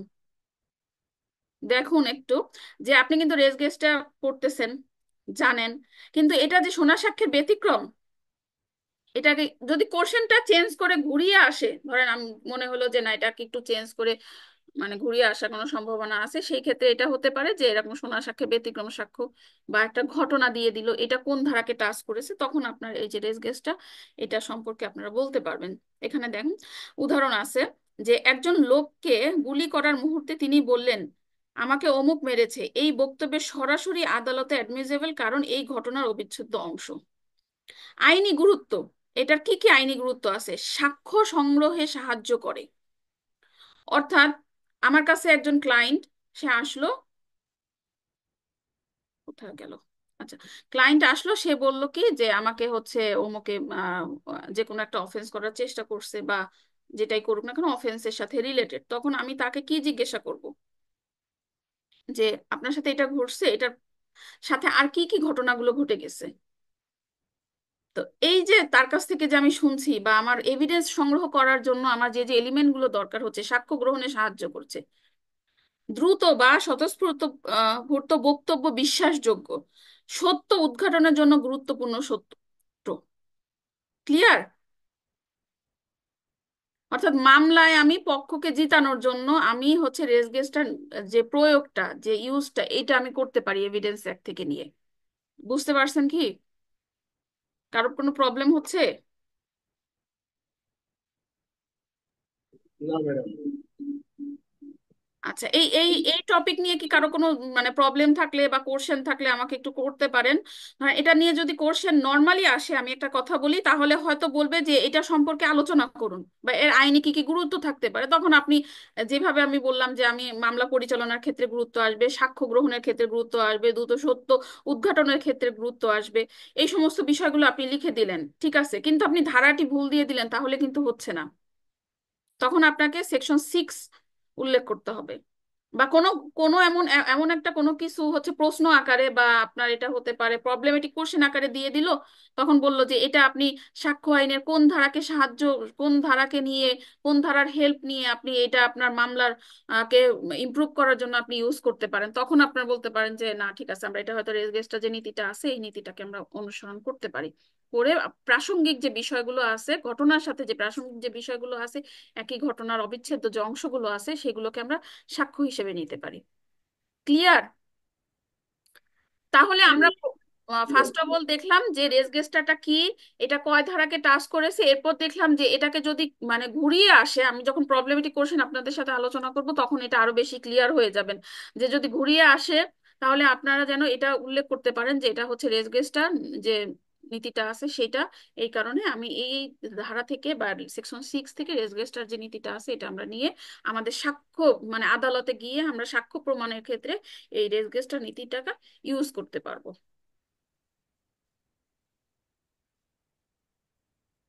অর্থাৎ প্রতিটি ধারা যখন পড়বেন বা প্রতিটি কোশ্চেন আমাদের সাথে যখন আমরা যখন প্রত্যেকটি সেকশন ওয়াইজ কোশ্চেন গুলো সলভ করি, রিটেনের অনুযায়ী কোশ্চেন গুলো সলভ করার চেষ্টা করব, তখন পাশাপাশি এটাকে একটু প্রবলেমেটিক কোশ্চেন আকারে বোঝার চেষ্টা করবেন, যে যদি প্রবলেমেটিক কোশ্চেন এসে থাকে, ধরে নিলাম স্বাভাবিক কোশ্চেন আসবে, স্বাভাবিক তো আসলে আপনারা পারবেনই, কিন্তু যদি প্রবলেমেটিক এসে থাকে তাহলে জানি আমি এটা টাস্ক করতে পারি। আচ্ছা, তারপর দেখুন যে মোটিভ, প্রিপারেশন অ্যান্ড কন্ডাক্ট কিভাবে প্রাসঙ্গিক হিসেবে ধরা হয় তা ব্যাখ্যা করুন। মোটিভ, প্রিপারেশন অ্যান্ড কন্ডাক্ট কিভাবে প্রাসঙ্গিক হিসেবে ধরা হয় তা ব্যাখ্যা করুন। এখানে দেখুন বিষয়টা কি, সেকশন 8 অনুযায়ী ফ্যাক্ট ইন ইস্যু অথবা প্রাসঙ্গিক ঘটনার সাথে যুক্ত, দেখুন ফ্যাক্ট ইন ইস্যুর ভিতরে হচ্ছে যুক্ত আছে মোটিভ, যেটাকে বলা হয় উদ্দেশ্য, প্রিপারেশন এবং কন্ডাক্ট আচরণকে প্রমাণ হিসেবে গ্রহণযোগ্য করা হয়। ফ্যাক্ট ইন ইস্যু নিয়ে যখন আমরা এক্সারসাইজ করব, বা কোনো আইনজীবী নিজে আইনজীবী মনে করবেন যে আপনি একজন আইনজীবী, এখন আপনার কাছে কোনো প্রবলেম নিয়ে আসছে কেউ, আপনি কিভাবে এটাকে সলভ করবেন, তখন আপনাদের কি হবে জানেন, প্রবলেমেটিক কোশ্চেন গুলো সলভ করতে ইজি হয়ে যাবে। তো বিষয় হচ্ছে ফ্যাক্ট ইন ইস্যু অথবা প্রাসঙ্গিক ঘটনার সাথে যুক্ত। ফ্যাক্ট ইন, আমরা তো প্রথমে আমাদের কাছে ফ্যাক্ট আসবে, তারপর আমরা কি করব, এটা থেকে ইস্যুগুলো খুঁটে খুঁটে বের করার চেষ্টা করবো, আসলে কোন কোন বিষয়গুলো আমরা টাচ করতে পারি, সেটা হচ্ছে ফ্যাক্ট ইন ইস্যু। অথবা প্রাসঙ্গিক ঘটনার সঙ্গে সংযুক্ত, যেমন মোটিভ, কি কারণে আপনাকে মারলো, বা কি কারণে আপনার সাথে এরকম একটা খারাপ একটা কিছু হয়ে গেল, উদ্দেশ্যটা কি ছিল, আমরা এটা বের করার চেষ্টা করব। কি কি প্রস্তুতি তারা নিয়েছিল, এবং তাদের আচরণগত কি কি বৈশিষ্ট্য ছিল, বা আচরণ কি কোনো খারাপ ছিল, এই যে বিষয়গুলোকে আমাদেরকে কি করতে হবে, প্রমাণ করতে হবে। আচ্ছা, এখন আসলে মোটিভ দেখি, অপরাধ সংগঠনের পেছনে থাকা উদ্দেশ্য বা মনোভাব, আমার মোটিভটা কি, আমার ইন্টেনশনটা কি। এখন আমার হচ্ছে ইন্টেনশন ভালো না খারাপ, আমার ইন্টেনশন তো খারাপও হতে পারে ভালোও হতে পারে, তাই না? অবশ্য অপরাধ, এখানে দেখুন অপরাধ সংগঠনের পিছনে থাকা উদ্দেশ্য বা মনোভাব। উদাহরণ দিচ্ছি, কেউ যদি উত্তরাধিকারের জন্য তার বাবাকে হত্যা করে, তাহলে উত্তরাধিকার পাওয়ার উদ্দেশ্যই তার মোটিভ। ধরেন আমি কারো গলা থেকে একটা চেন ছিঁড়ে নিব, এবং তাকে চেনটা ছিঁড়ে নেওয়ার জন্য তার হাতকে ধর হাত বা গলার ভিতরে আঘাত করলাম, তো আমার উদ্দেশ্য মোটিভটা কি, চেনটাকে ছেঁড়ার। বাবার সম্পত্তি ভোগ দখল করব, বাবাকে মেরে ফেললাম, তাহলে উত্তরাধিকার, ধরেন আমার বাবা আমাকে উত্তরাধিকার সম্পত্তি দিচ্ছে না, বা আমি যে সম্পত্তি পাই আমি সেটা আমাকে সে দিচ্ছে না, মনে করতেছে হ্যাঁ দিয়ে দিলে হয়তো সে খারাপ পথে এটা নষ্ট করে ফেলবে, বাবার রেখে দিছে তার সন্তানের ভালোর জন্যই রাখছে, কিন্তু সন্তান বুঝতেছে না। অনেক সময় হয় না যে সন্তান বুঝতেছে না, বাবাকেই মেরে ফেললো, হচ্ছে তো, প্রায় কিছু ঘটনা ঘটছে। তো এই যে আমাদের যে ব্যাড ইন্টেনশনটা, এটাকে আমরা মোটিভ বলতেছি। প্রিপারেশন, অপরাধ সংগঠনের পূর্বে যে প্রস্তুতি নেওয়া হয়, ধরেন আমাকে কেউ হত্যা করবে, হত্যা করার আগে চেষ্টা করলো যে আমার বাসায় যে কাজের লোক আছে তার সাথে হচ্ছে তারা ভালো একটা সম্পর্ক তৈরি করবে, তাকে কিছু খাবার দাবার দিবে, তাকে কিছু টাকা পয়সা দিবে, বিষ কিনবে, বা আমার গেটের যে তালাটা আছে সেটাকে কিভাবে তারা মানে ভেঙে ঢুকতে পারবে, বা আমি কখন বাসায় থাকি বা থাকি না, বাসা কখন নিরিবিলি থাকে, এই যে বিষয়গুলো, এগুলো এগুলো হচ্ছে প্রিপারেশন। মানে আমার আমার সাথে একটা খারাপ কিছু ঘটবে, এই ঘটার পিছনে যে যে প্রিপারেশন গুলো নেওয়া দরকার, সেই প্রিপারেশন গুলোর কথা। অপরাধ সংগঠনের পূর্বে নর্মাল কিন্তু না, আমার বাসায় দাওয়াত খেতে আসতেছে কেউ, আমি আসি কি বাসায় আসি কি নাই এটা না, অপরাধ সংগঠনের পূর্বে যে প্রস্তুতিটি নেওয়া হয়, হত্যার আগে অস্ত্র কেনা বা ঘাতক স্থান নির্ধারণ করা। ক্লিয়ার? আচ্ছা, এবার দেখেন কন্ডাক্ট। ঘটনার পূর্ব বা পরবর্তী আচরণ প্রাসঙ্গিক হতে পারে। হত্যার পর, উদাহরণ, ঘটনার পূর্ব বা পরবর্তী আচরণ, আমি কিন্তু আগেই বললাম যে যে আচরণগত যে বিষয়টা আছে, আমার সাথে খুব খারাপ কেউ আচরণ করলো বা এমন কোনো আচরণ করলো যে খুব ভালো পাচ্ছে, হঠাৎ করে মনে করলাম কি যে আমাকে খুব আহ, কিরে আমাকে এত ভালোবাসতেছে কেন। আমাদের অনেক সময় হয় না আমাদের ভিতরে, আমি জানি না কারো এরকম হয়েছে কিনা, যে খুব কনফিউজড তৈরি হয় যে কিরে হঠাৎ করে যেই লোকটা আমার খোঁজ নেয় না, খবর নেয় না, হঠাৎ করে এত খোঁজ খবর নিচ্ছে, এত ভালোবাসতেছে। নর্মালি আমি একটা ঘটনা বলি, আমার আমার একটা মামলা নিয়ে কাজ কাজ চলতেছে। তো যে আসামি সে হচ্ছে আমি যে বাসাটায় থাকি সেই বাসার নিচেই উনি আড্ডা দেয়। তো উনি যেখানে আড্ডা দেয়, আমার কথা কি ক্লিয়ার বোঝা যাচ্ছে? আচ্ছা আচ্ছা। আচ্ছা দেখেন কন্ডাক্টের বিষয়টা একটু দেখেন। সেটা হচ্ছে, তো আসামি যে বাদী প্রায় আমার বাসায় আসে, আর আসামি হচ্ছে আমার এলাকার ভিতরেরই মামলা, তো আসামি হচ্ছে এই বাসার নিচেই একটা চার দোকানে আড্ডা দেয়। তো এই যে চায়ের দোকানের যে আড্ডা দেয়, চায়ের দোকানে যে চা বানায় যে লোক, সেই লোক ইদানিং দেখতেছে আমাকে উঠতে নামতে দুই তিনবার করে সালাম দিচ্ছে। তারপরে ম্যাডাম কিছু লাগবে কিনা, কিছু প্রয়োজন হলে বললেন, এইটা সেইটা, মানে হঠাৎ তাদের আচরণগত একটা চেঞ্জ আসছে। বুঝতে পারছেন? জি ম্যাডাম, বুঝতে পারছি। আচ্ছা আচ্ছা। যাই হোক, আমার কথা যদি না বুঝতে পারেন বা আমার কথায় যদি আপনাদের কাছে কোনো ধরনের প্রবলেম মনে হয়, আপনারা আমাকে সরাসরি বলবেন যে ম্যাডাম হয়তো আপনি একটু দ্রুত পড়ান, বা হয়তো আস্তে পড়াচ্ছেন, আরো দ্রুত পড়ানো উচিত, বা কিছু বিষয় ক্লিয়ার করা উচিত, তাহলে আমার জন্য উপকার হবে আর কি। আচ্ছা, আইনি গুরুত্ব দেখুন, আইনি গুরুত্বটা,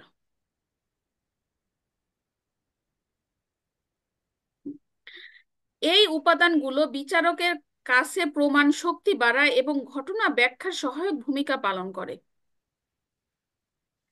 কিসের উপরে গুরুত্ব দিচ্ছে? আইনজীবীর উপরে। আইনি গুরুত্বটা কি? বিচারকের কাছে প্রমাণ শক্তি বাড়ায়, মানে সবগুলো যখন আদালত যখন তার রায় দিবে বা আদালত যখন তার মানে মামলা পরিচালনা করবে, সেই ক্ষেত্রে আদালত, আমরা তো অবশ্যই দেখব, পাশাপাশি আদালতও দেখবে যে আসলে এটার মোটিভ কি ছিল, প্রিপারেশন কেমন ছিল, কোনো ধরনের কন্ডাক্ট ছিল কিনা, এই বিষয়গুলো আদালত দেখবে।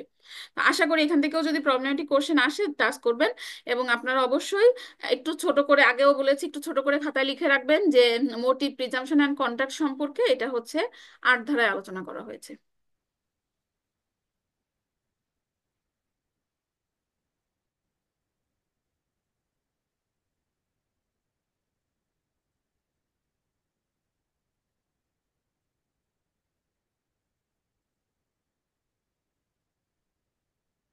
এখন আচ্ছা, এই এই টপিক নিয়ে তো কারো কোনো সমস্যা নেই, আমি নেক্সট টপিকে চলে যাচ্ছি।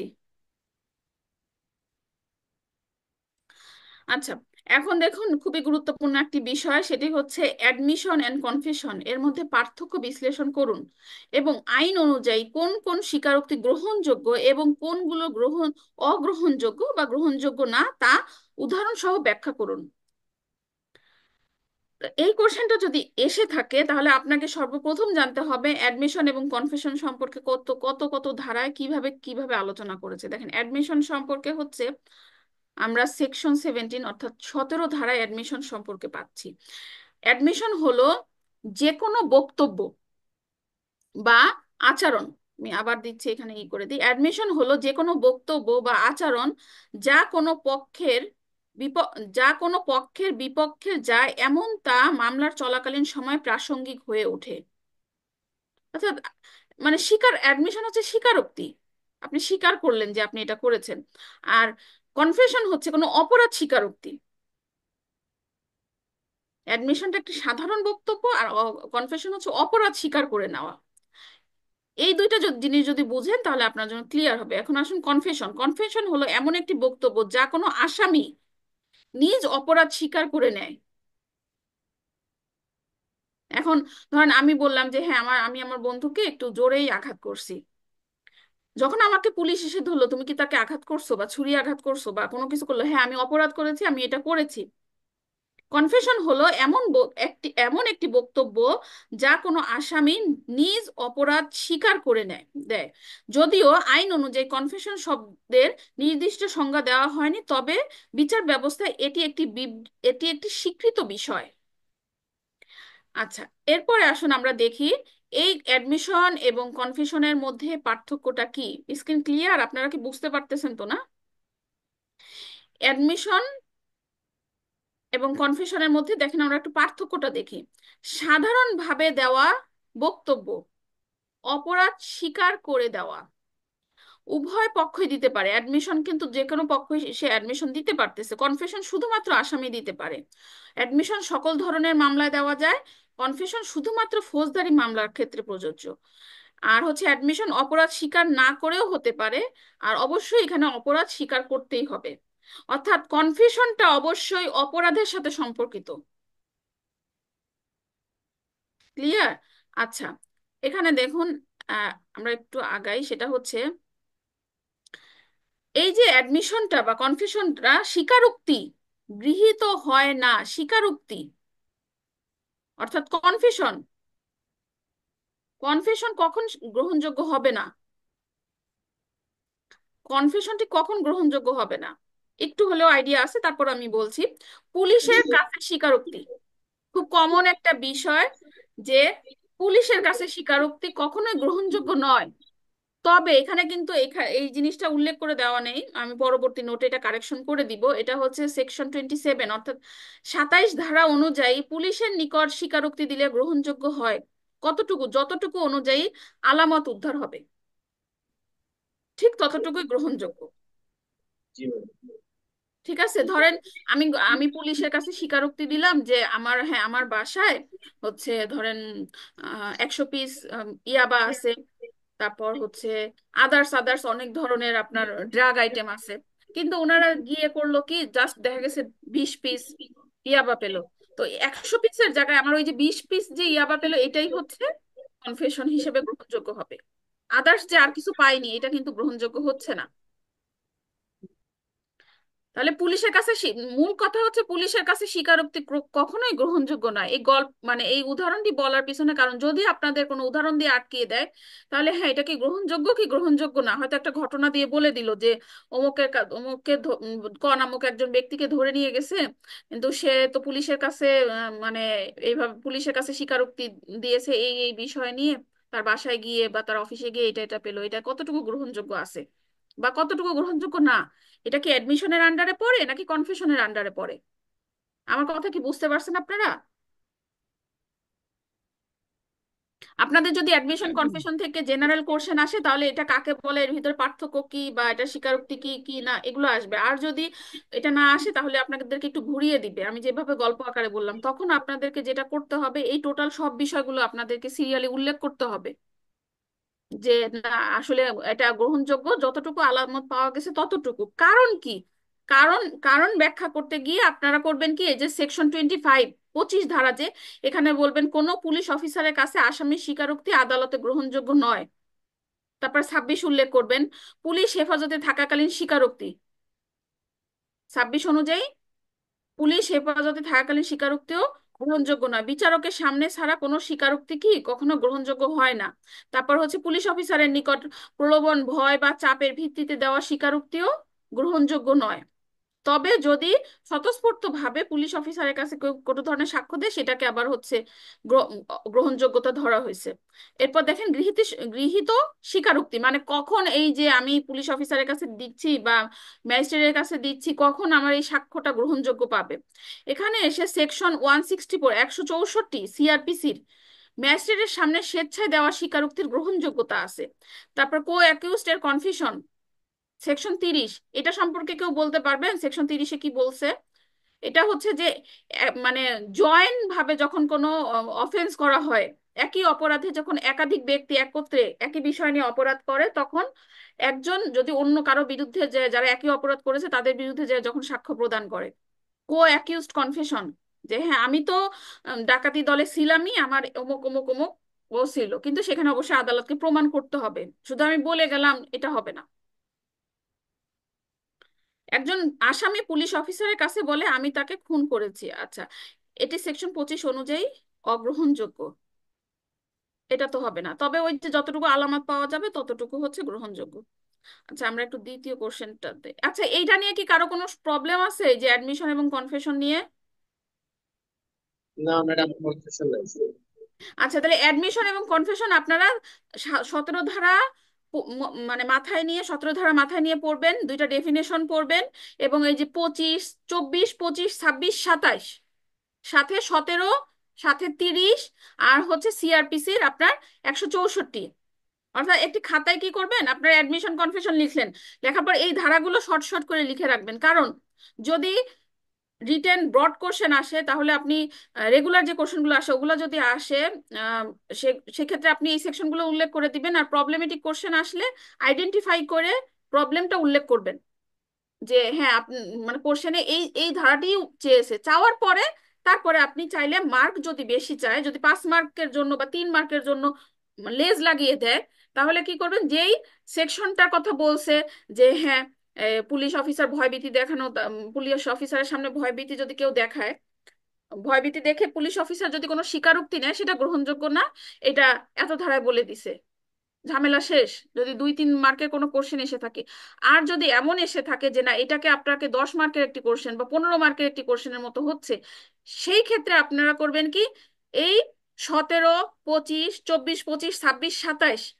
সিআরপিসির 164 এবং সেকশন 30 এগুলো আপনারা উল্লেখ করে দিতে পারেন, সাথে আপনাদের নিজেদের মতো করে উদাহরণ দিয়ে দিবেন। ক্লিয়ার?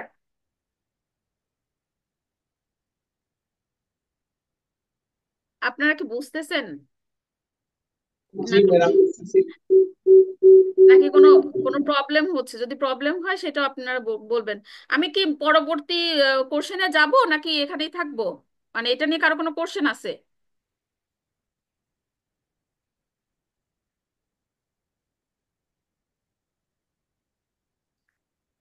আচ্ছা, এর পরবর্তী যে ইয়েটা আছে, প্রশ্নটা আছে, আমি সেখানে যাচ্ছি। একাধিক অভিযুক্ত থাকলে একজন আসামির স্বীকারোক্তি অপর অভিযুক্তের বিরুদ্ধে কিভাবে প্রাসঙ্গিক হতে পারে? একাধিক অভিযুক্ত থাকলে একজন আসামির স্বীকারোক্তি অপর অভিযুক্তের বিরুদ্ধে কিভাবে প্রাসঙ্গিক হতে পারে? সেকশন 30 অনুযায়ী যদি একাধিক ব্যক্তি একই অপরাধে অভিযুক্ত হয়, অর্থাৎ ধরেন আমরা 5 জন, বা এখানে যারা যারা আছে তারা সহ, আমি সহ, আমাদের সাতকাহনের যে ভাই আছে উনি সহ, আমরা কোথাও কি করতে গেলাম, ডাকাতি করতে গেলাম নাকি? আচ্ছা, যাই হোক, তাহলে যদি একাধিক ব্যক্তি একই অপরাধে অভিযুক্ত হয় এবং তাদের একজন আদালতে স্বীকারোক্তি দেয়, আমরা ধরেন আমরা ডাকাতি করতে গেলাম, এরপর আমি স্বীকারোক্তি দিলাম যে আপনারা আমার সবাই আমার সাথে ছিলেন, তাহলে এই স্বীকারোক্তিটি অপর অভিযুক্তদের বিরুদ্ধে আদালত বিবেচনায় নিতে পারে। এখানে কি বলছে দেখেন তো একটি বিষয়, আদালত কি করবে, বিবেচনায় নিবে, বিবেচনা নিতে পারে। শর্ত সমূহ, কারণ এখানে কিছু শর্ত আছে, কিছু আইনের কিছু প্রয়োগ আছে। দেখেন, শর্ত সমূহ হচ্ছে একাধিক ব্যক্তি একসাথে অভিযুক্ত হতে হবে, অর্থাৎ আমরা সবাই মিলে ডাকাতি করলাম বা চুরি করলাম, যেটাই করলাম, মামলাটি একসাথে বিচারাধীন থাকতে হবে, আলাদা থাকলে হবে না। কারণ আমরা এখানে 22 জন বা 23 জন লোক আছি, আমরা ভাগে ভাগে মামলা হলো, এটা হবে না, একই সাথে হতে হবে। স্বীকারোক্তি স্বেচ্ছায় দিতে হবে। স্বীকারোক্তিটি অবশ্যই স্বেচ্ছা, কনফেশন যখন আপনি দিবেন আপনার ভয়ভীতি দেখায় কনফেশন দিলে হবে না। একটু লক্ষ্য করুন, যদি প্রবলেমেটিক কোশ্চেন এমন ভাবে আসে যে আপনার একাধিক ব্যক্তি তারা কোনো ডাকাতি করতে গেল বা কোনো ক্রিমিনাল অফেন্স করতে গেল, সেই ক্ষেত্রে অফেন্স তারা করছে, বাট তারা যে স্বীকারোক্তিটা দিল, এখন তাদের যৌথ বিচার হবে কিনা। যে স্বেচ্ছায় স্বীকারোক্তি দিল তার স্বেচ্ছায় স্বীকারোক্তিটি ছিল হচ্ছে আপনার স্বেচ্ছায় ছিল না, অর্থাৎ পুলিশ সেখানে ভয়ভীতি প্রলোভন দেখিয়েছে বা যে কোনো পুলিশের সামনে কোনো স্বীকারোক্তি দিছে, তখন কি হবে, তখন বলতে হবে যে না, 30 ধারা ঠিক আছে, সবকিছুই ঠিক আছে, কিন্তু স্বীকারোক্তিটি কি করতে হবে, স্বেচ্ছায় দিতে হবে। অথবা ধরেন এমনই বললো যে এক বা একাধিক ব্যক্তি ডাকাতিতে অংশগ্রহণ করছে কিন্তু মামলা হলো 3টি বা 2টি, সেই ক্ষেত্রে আপনি কি 30 ধারা প্রয়োগ করতে পারবেন কি না। তখনও বলবেন যে না, এখানে 30 ধারা প্রয়োগ হবে না, কারণ 30 ধারা যদি প্রয়োগ করতে হয় আমাকে অবশ্যই যারা যারা একই সাথে অফেন্সটি ক্রিয়েট করেছিল তাদের বিচার একসাথেই হচ্ছে মামলা ফাইলিং করতে হবে, একই আদালতে একই সাথে বিচার হতে হবে, মামলাটি একসাথে বিচারাধীন থাকতে হবে, একাধিক ব্যক্তি একসাথে অভিযুক্ত হতে হতে হবে এবং একই অপরাধে অভিযুক্ত হতে হবে। আচ্ছা, আইনের দৃষ্টিভঙ্গি দেখি, এটি একমাত্র প্রমাণ হিসেবে যথেষ্ট নয়, বরং সহায়ক প্রমাণ হিসেবে ধরা যায়। ধরলাম 30 ধারায় নর্মালি কোশ্চেন আসলো, ছোট্ট করে একটু লেজ লাগিয়ে দিল, এটা কি মানে এটি এটি কোন ধরনের প্রমাণ, বা এটা কি প্রমাণ হিসেবে যথেষ্ট, আদালত কি এটিকে আপনার হচ্ছে একবারে কনক্লুসিভ প্রুফ হিসেবে ধরে নিবে, তখন আপনাকে উল্লেখ করতে হবে যে না, এটি একমাত্র প্রমাণ হিসেবে যথেষ্ট নয়, বরং সহায়ক প্রমাণ হিসেবে ধরা যায়। আদালত সতর্কভাবে এই স্বীকারোক্তিকে ব্যবহার করে, মানে ম্যাডাম এটা কি মানে প্রিসিউম হবে নাকি শেল প্রিসিউম? এইটা আমরা যদি ধরি মে প্রিজিউম শ্যাল প্রিজিউমের ভিতরে, আমরা একটু মে প্রিজিউম শ্যাল প্রিজিউমে যাই, দেখেন তো এটার ভিতরে ভালো একটি আপনি কোশ্চেন করেছেন। মে প্রিজিউমে কি বলছে, আদালতের ঐচ্ছিক সিদ্ধান্ত,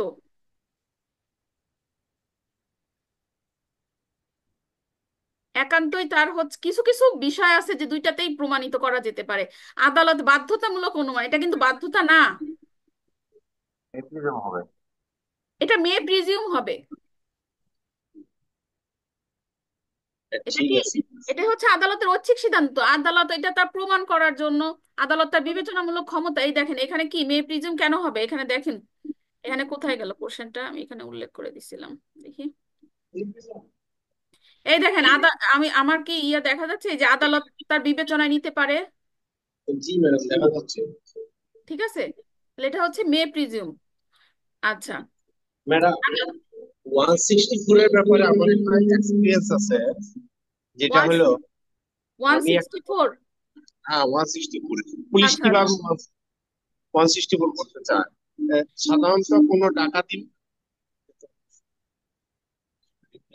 ডাকাতি মামলা হলে হুম 5 জন আসামি ধরা হলে দেখা যায় যে কে নিউ বা কে একটু সহজ সরল তারা দিয়ে 164 সরানোর চেষ্টা করে তারা। এ কারণ যিনি পুরাতন পাপী খুব খারাপ তারা সহজে 164 দেয় না। কারণ আমি একটা মামলা ডাকাতি মামলার বাদী ছিলাম তো, হুম হুম পরবর্তীতে থানায় গেলাম, ধরার পরে থানার ওসি সাহেব বললো যে তুমি কে নতুন আছো এটাকে নিয়ে আসো। ওই নতুন ডাকাত নিয়ে বলছে যে তোমার এই হবে, আপনি কি তুমি পুলিশের সামনে স্বীকারোক্তির কথা বলতেছেন? জি জি জি 164টা। এখানে দেখুন তো কি লেখা, ম্যাজিস্ট্রেটের সামনে স্বেচ্ছায় স্বীকারোক্তি প্রদান। হ্যাঁ হ্যাঁ, পরে ওই যারা নতুন ডাকাত হয় বা এক্সপিরিয়েন্স হবে না তারাই 164 দেয়, কিন্তু পুরাতন গুলিরে রিমান্ডে মানলেও দেয় না, এটা হলো বাস্তবতা। হ্যাঁ, এর জন্যই তো আমি আপনাদেরকে একটা কথা বলছি যে বিষয়টা হচ্ছে কি, আমাদের পড়া, আপনারা, আল্লাহ আপনাদেরকে সবাইকে উত্তীর্ণ করুক রিটেন পরীক্ষায়, আপনাদের জন্য শুভকামনা এবং দোয়া রইল। তো ইনশাল্লাহ এখানে সবাই প্র্যাকটিসে যাবেন কম আর বেশি, তো গেলে দেখতে পারবেন যে আমরা কি পড়ে এসেছি আর সেটার সাথে আদালতের প্র্যাকটিসের মিল কতটুকু। আপনারা যখন এখানে অনার্স কমপ্লিট করার কথা বলেন বা 2 বছরের কোর্স কমপ্লিট করা বলেন, যখন কোর্সগুলো কমপ্লিট করে এসেছেন তখন একরকম লাগছে না, আর যখন আপনি এই 7টি সাবজেক্ট পড়ছেন তখন আরেক রকম মনে হচ্ছে না? তো সেম একইভাবে মানে অনার্স পড়াশোনা, বার কাউন্সিলের এক্সাম এবং হচ্ছে প্র্যাকটিস, মানে তিন ধরনের আমার কাছে মনে হয়, আমি জানি না। অবশ্যই তিনটা আইনের প্রয়োগ, আইনের ব্যাখ্যা, বিচার বিশ্লেষণ নিয়ে কাজ করছে। তারপরও হচ্ছে তিন আঙ্গিকে আমার কাছে মনে হয় যে 3 ধরনের বিষয়। আচ্ছা, এরপর হচ্ছে আমরা একটু তাহলে এটা আদালতের বিবেচনা বিষয় গেল। তারপর আইনের দৃষ্টিভঙ্গি অবশ্যই এটা একটু করবে, আপনারা এখানে চাইলে এটা মে প্রিজিম দিয়ে করে রাখতে পারেন। আর এখানে তো উদাহরণ তো আমি আমার নিজের মতো করেই বললাম, উদাহরণটা এখানে দেখার কিছু নেই।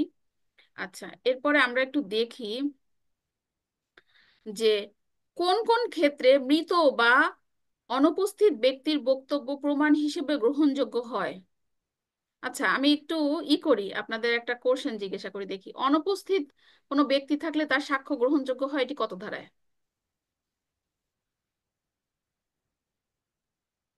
আচ্ছা, না, কঠিনে না যাই। এটা হচ্ছে দেখেন 32 ধারায়। 32 ধারা। আমরা দেখেন একটা জিনিস সব সময় মাথায় রাখবেন, আমি জাস্ট আমার একটা টেকনিক আমি বলি, যেটা হচ্ছে কি, আপনারা যখন রিটেনের জন্য প্রস্তুতি নিবেন বা রিটেনের জন্য পড়াশোনা করবেন তখন না একটু নিজেকে মনে করবেন আমি অ্যাডভোকেট হয়ে গেছি বা আমার কাছে কেউ প্রবলেম নিয়ে আসছে। এবং সবসময় একটা জিনিস মাথায় রাখবেন, সহজ আঙ্গিকে কখনোই কোশ্চেন আসবে না। যখন কোশ্চেন আপনার চিন্তা ধারণা মানে ডাইভার্ট করে প্রবলেমেটিক চিন্তা ভাবনা করবেন, তখন সহজ প্রশ্ন আসলে আপনার জন্য বিষয়টা ইজি হবে। আমরা কিন্তু মৃত্যুকালীন ঘোষণা, ডাইং ডিক্লারেশন, 32-এর 1, 32-এর 1 এটা পড়তে পড়তে আমরা একেবারেই মুখস্থ। 32-এর 1 আমরা জানি, কিন্তু কিন্তু এই 32 ধারার ভিতর যে 4টি পয়েন্ট আছে, এই পয়েন্টগুলো থেকেও কিন্তু কোশ্চেন আসতে পারে। বুঝতে পারছেন তো? ওই বিষয়গুলো কিন্তু খেয়াল রাখতে হবে। আমরা 32 পড়তেছি, কিন্তু পরে রিটেন পরীক্ষা দেওয়ার পরে বাসায় এসে দেখা যায় আল্লাহ, এটা তো 32-এর ভিতরেই ছিল।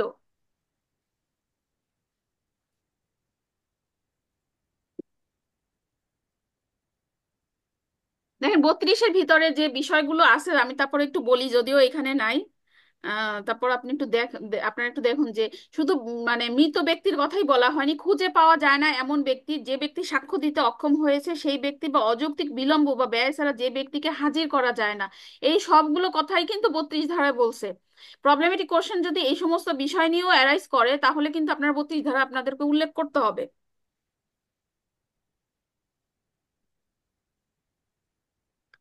ঠিক আছে? তো এখন আসুন আমরা একটু কোশ্চেনে যাই, যে এখানে বলছে কোন কোন ক্ষেত্রে মৃত বা অনুপস্থিত ব্যক্তির বক্তব্য প্রমাণ হিসেবে গ্রহণযোগ্য হয় উদাহরণ দিয়ে ব্যাখ্যা করুন। সেকশন 32 অনুযায়ী যখন কোনো ব্যক্তি মারা গেছেন বা অনুপস্থিত বা সাক্ষ্য দেওয়ার অযোগ্য হন, বা তখন তার করা কিছু বক্তব্য আদালতে প্রমাণ হিসেবে গ্রহণযোগ্য হতে পারে। 32 অনুযায়ী নিম্নোক্ত পরিস্থিতি মৃত বা অনুপস্থিত ব্যক্তির বক্তব্য গ্রহণযোগ্য, যেমন দেখেন, মৃত্যুর পূর্বে ব্যক্তির দেওয়া বক্তব্য যদি তার মৃত্যুর কারণ বা পরিস্থিতি সম্পর্কিত হয় তবে তা প্রমাণ হিসেবে ধরা হবে। তারপর হচ্ছে ব্যবসা বা ডায়েরিতে লেখা বক্তব্য, নিয়মিত রেকর্ড রাখা নথিপত্রের পূর্বে লেখা বক্তব্য গ্রহণযোগ্য হতে পারে। পারিবারিক সম্পর্ক সংক্রান্ত বক্তব্য, মৃত ব্যক্তি যদি পরিবারের সম্পর্ক বিষয়ে কোনো কিছু লিখে যান বা বলেন তা গ্রহণযোগ্য। উইল বা ডিড সংক্রান্ত মতামত, উইল বা দলিল বিষয় পূর্বের বক্তব্য, এটি যেটি ব্যক্তির মৃত্যুর আগে করা হয়েছিল। আচ্ছা, আমি একটা কথা বলি, ধরেন আমারই একটা ক্লায়েন্টের কাজ নিয়ে আমি একটু কথা বলি। সেটা হচ্ছে কি, একজন ব্যক্তি সে হচ্ছে মারা গেছে, তার ওয়াইফ আমাকে এসে বলতেছে যে তার ওয়াইফের হচ্ছে হাজবেন্ডের হচ্ছে 2 ঘরে, অর্থাৎ ফার্স্ট ওয়াইফের ঘরে একটা বেবি, মেয়ে বাচ্চা, এবং সেকেন্ড ওয়াইফের ঘরে এসে আপনার হচ্ছে 2জন বাচ্চা, এক ছেলে এক মেয়ে। তো যে ব্যক্তি মারা গেছে উনি অনেক অসুস্থ ছিল, উনি বিদেশে থাকে, উনি অসুস্থ ছিল, অসুস্থ অবস্থায় মারা গেছে। তো যখন উনি অসুস্থ ছিল তখন তার বড় যে মেয়ে বা প্রথম ঘরের যে ওয়াইফ তার কোনো খোঁজ খবর নেয়নি। পরবর্তীতে সে যে কোনো একটা সমস্যার কারণে সে মারা গেছে। এখন তার দ্বিতীয় যে ওয়াইফ সে বলতেছে যে এই যে অসুস্থ ব্যক্তি মৃত্যুবরণ করছে, মৃত্যুর আগে সে মৌখিকভাবে স্বীকৃতি দিয়ে গেছে, স্বীকারোক্তি না, স্বীকৃতি দিয়ে গেছে, অর্থাৎ অ্যাডমিশন করে গেছে যে আমার যে প্রপার্টি আছে সেই প্রপার্টি আমার যে প্রথম ঘরের যে বড় মেয়ে সেই বড় মেয়ে পাবে না। দেখেন, আমার সে প্রপার্টি আমার বড় মেয়ে পাবে না, এটা কতটুকু গ্রহণযোগ্য হবে? মৌখিক স্বীকৃতি কি গ্রহণযোগ্য হবে? না, এটা গ্রহণযোগ্য হবে না। এটি কিন্তু কারণ কোনো হুম হুম হুম সে শুধুমাত্র তার মৃত্যুর কারণটা সম্পর্কে যা বলে যাবে সেটাই গ্রহণযোগ্য, আর অন্য কোনো কিছু গ্রহণযোগ্য হবে না। হবে না। এখন সেটা তাহলে কিন্তু গ্রহণযোগ্য হচ্ছে না। কিন্তু দেখেন, সেম ঘটনা যদি আপনাদের কাছে ব্যাখ্যা করে যে এই আমার ধরেন এইটাই কোশ্চেন আসলো, ধরে নিলাম, বা এরকমই কোশ্চেন আসলে আসে, তো সেখানে আবার উল্লেখ করলো যে ওই ব্যক্তি তা একটি উইল বা ডিডে বিষয়টি উল্লেখ করে গেছে,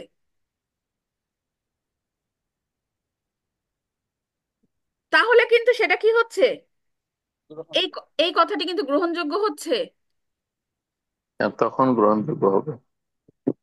উইলের শর্তাবলী অনুযায়ী যদি উইল সঠিকভাবে সম্পন্ন হয় তাহলে গ্রহণযোগ্য হবে। হ্যাঁ, তখন কিন্তু আপনার এই বিষয়টি গ্রহণযোগ্য হচ্ছে। তাহলে শুধু আমরা মৃত্যুকালীন ঘোষণা পড়ে যাচ্ছি সেটা হবে না, এর ভিতরে কি কি শর্ত অন্তর্ভুক্ত আছে সেই শর্তগুলো দেখতে হবে।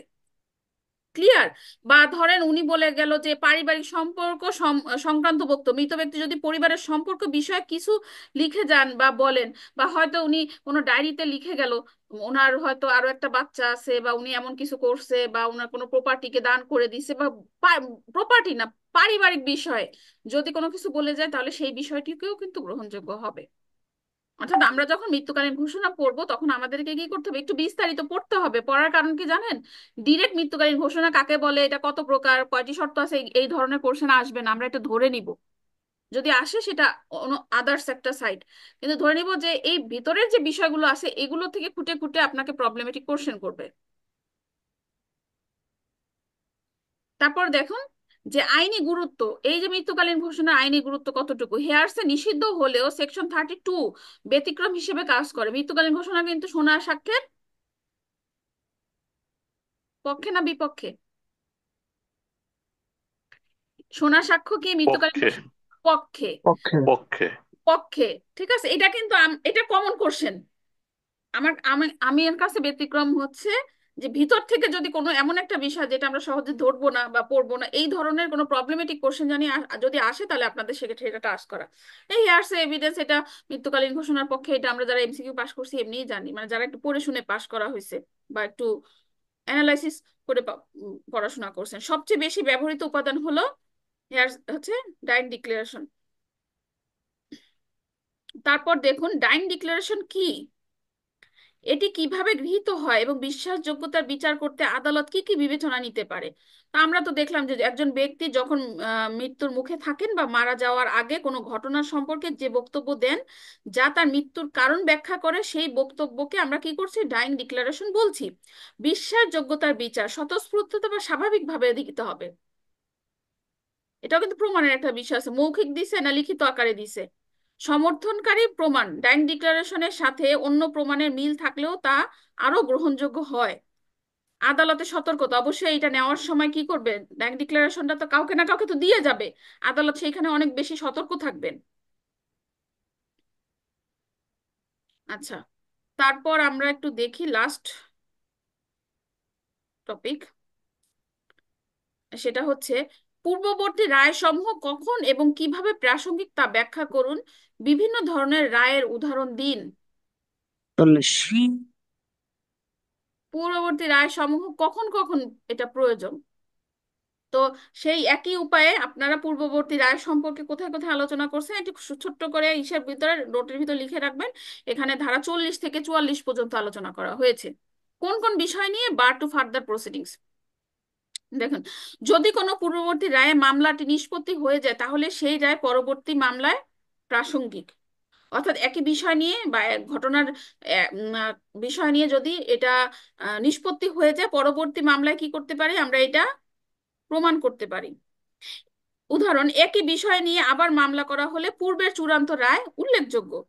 Judgement in rem, judgment in rem হলো এমন রায় যা সকলের জন্য বাধ্যতামূলক, যেমন প্রমাণিত বিবাহ, দত্তক, দেউলিয়া ঘোষণা,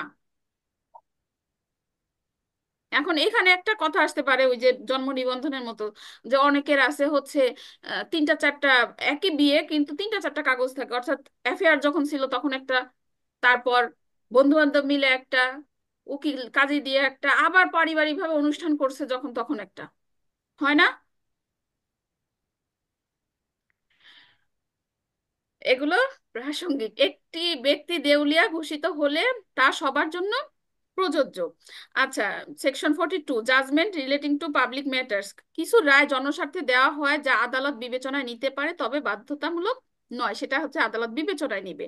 তারপর জাজমেন্ট নট আদারওয়াইজ রিলেভেন্ট, অন্যান্য রায় যেগুলোর অতিরিক্ত কোনো ক্যাটাগরিতে পড়ে না সেগুলো সাধারণত প্রাসঙ্গিক নয়, তবে কোনো ঘটনার প্রাসঙ্গিকতা প্রমাণ হিসেবে ব্যবহার করা যেতে পারে। আপনারা এগুলো বাংলায় দেওয়ার চেষ্টা করবেন, ঠিক আছে? এখানে যেহেতু ইংলিশে দেওয়া আছে। তারপর হচ্ছে ফ্রড, যদি কেউ দেখতে পারে যে পূর্ববর্তী রায়ে প্রতারণার ষড়যন্ত্র এবং অসৎ উদ্দেশ্যে দেওয়া হয়েছে তবে তা বাতিলযোগ্য। উপসংহার, প্রত্যেক রায়ের গ্রহণযোগ্যতা নির্ভর করে তার প্রকৃতি প্রাসঙ্গিকতার উপর। জাজমেন্ট ইন রেম সার্বজনীন, অন্যগুলো নির্দিষ্ট সীমার প্রাসঙ্গিক। জাস্ট এটা অতটা বেশি ইম্পর্টেন্ট না, তারপর জাস্ট একটু জেনে রাখলেন। আচ্ছা, আজকের আলোচনা এই পর্যন্তই, যেহেতু আপনারা লং টাইম সেই 8:30 থেকে ক্লাস করতেছেন, প্রায় হ্যাঁ, 11টা বাজতে যাচ্ছে। আচ্ছা, এখন আপনারা আমার সাথে কথা বলতে পারেন যদি কোনো ধরনের প্রবলেম থাকে, আর হচ্ছে ক্লাস নেওয়ার ক্যাটাগরি যদি চেঞ্জ করতে হয়, বা আপনারা যদি বার কাউন্সিলের জন্য এমসিকিউ যেভাবে ডিটেলস পড়ে আসছেন, অর্থাৎ ধারা ওয়াইজ সেভাবে যদি পড়তে চান, আমি সেভাবে আপনাদেরকে হেল্প করতে পারি। আর এইভাবে যদি কোশ্চেন আকারে কোন কোশ্চেন থেকে কিভাবে মানে কোন সেকশন থেকে কিভাবে কোশ্চেন আসতে পারে, বা কোন কোন বিষয় থেকে প্রবলেমেটিক কোশ্চেন গুলো পড়লে আমাদের জন্য ইজি হবে, সেটা আমি দেখাতে পারি। আজকে জাস্ট একটা ডেমো ক্লাস ছিল যে আপনারা কোন ওয়েতে পড়বেন। প্লিজ আমার সাথে একটু কেউ কথা বলেন। জি ম্যাডাম, আমরা তো এমসিকিউর সময় তো অবশ্যই ওই স্যারের কাছে পড়ছি। জি। এমসিকিউ আকারে তো কিছু নলেজ আমাদের আসছে। জি। আর এখন যদি ধারা অনুযায়ী না পড়ে ওই ধারা থেকে কি ধরনের প্রবলেমেটিক কোশ্চেন হতে পারে, এটি আমাদের জন্য একটু উপকার হবে। আজকে যেভাবে পড়িয়েছেন আমার মনে হয় এটাই বেটার। কারণ আমরা ধারা সম্বন্ধে এর আগে কিছু পড়েছি, কিন্তু ধারাটা কিভাবে ঘুরায়া বা অন্য কোনো ভাবে দেয় সেটা নিয়ে আলোচনা করলেই আমরা একটু বেশি উপকৃত হব। হ্যাঁ, আমার কাছেও সেটা মনে হচ্ছে। তবে আপনাদের যে এই এই প্যাটার্নটাই হুবহু মুখস্থ করতে হবে এমন না, আমি কিন্তু আবার বলতেছি যে এটাই হুবহু মুখস্থ করতে এমন না। আপনারা কি করবেন জানেন, কোশ্চেন গুলো লিখে রাখবেন, এখানের যে কোশ্চেন গুলো আছে না, সেই কোশ্চেন গুলো লিখে রাখবেন, শুধু প্রশ্নটা লিখে রাখবেন। উত্তরটা চাইলে আপনারা হয়তো প্রিন্ট করে নিতে পারেন। কোশ্চেনটা লিখে রাখবেন, কোশ্চেনের সাথে লিখে রাখবেন কোন কোন সেকশন গুলো আপনার পড়তে হবে। এই একটা টেকনিক। আর হচ্ছে যেটা আমি প্রথমেই বলছি যে প্রত্যেকটা ধারা।